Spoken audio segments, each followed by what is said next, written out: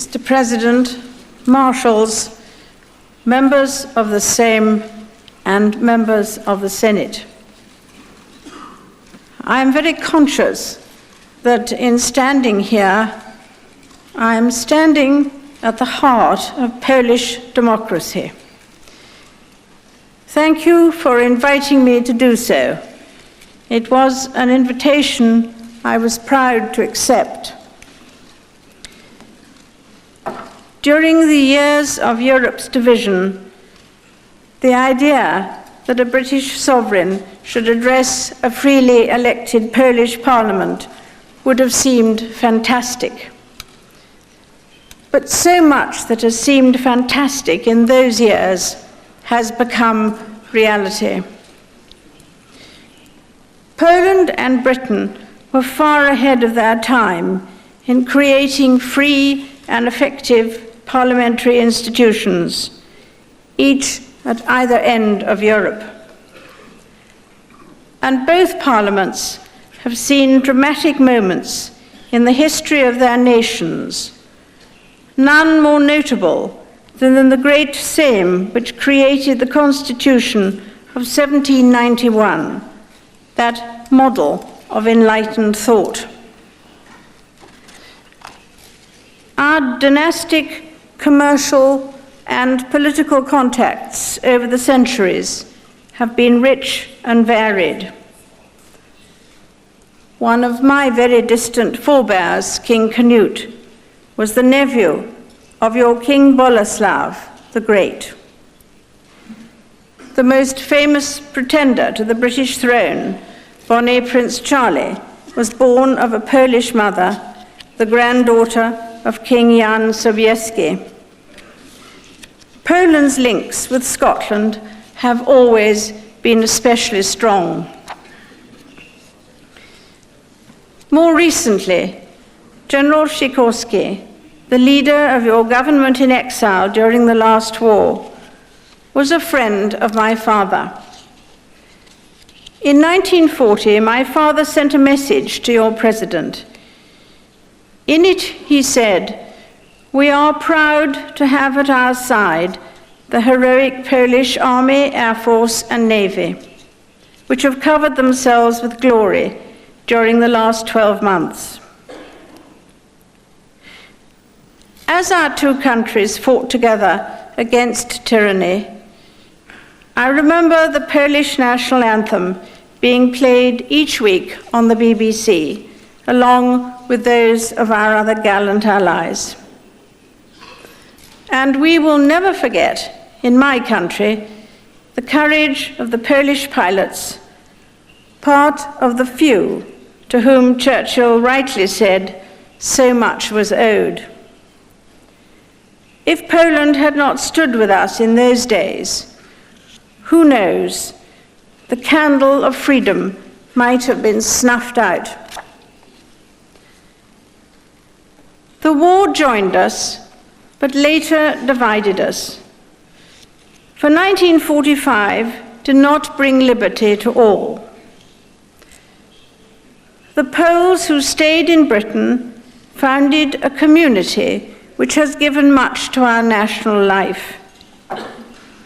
But their freedom was not reflected in their own country.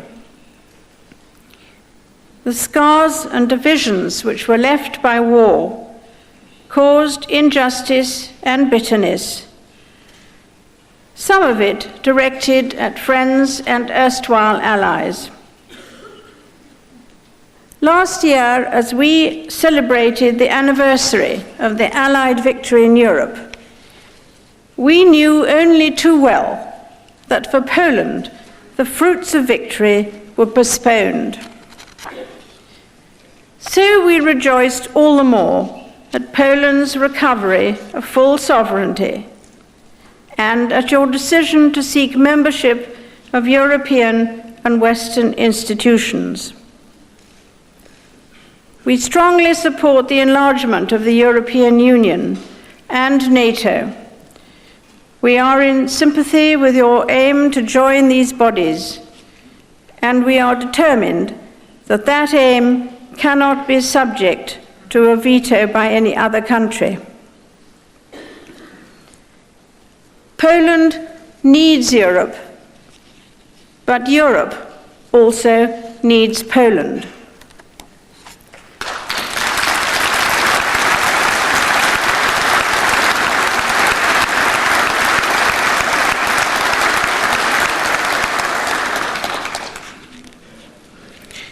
Meanwhile, the last 6 years have seen a remarkably rapid growth in the contacts between our two countries: trade, travel, culture, and defense.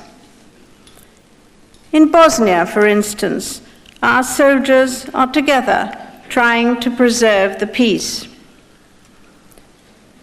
Both countries are prepared to shoulder their responsibility for leaving a safer and happier world for the next generation. I am in particular grateful for the welcome given in Poland to initiatives from the Know-How Fund, the British Council, and the Prince of Wales's Business Leaders Forum, which builds on the goodwill between the business community and voluntary organizations in our two countries. As two countries with vital national cultures and traditions, we must catch the tide of change which is sweeping through our continent. But we must preserve what is good and worthwhile in those national traditions as we manage the change. Żeby Polska była Polską.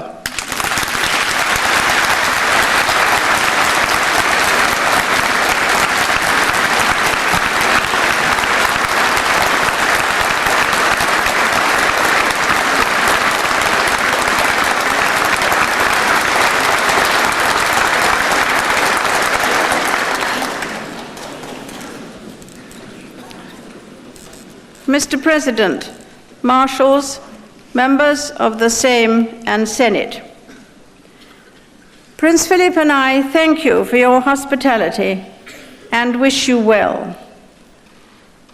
Your task is truly historic because you are continuing what your predecessors of many years ago started, but were prevented by outside powers from completing.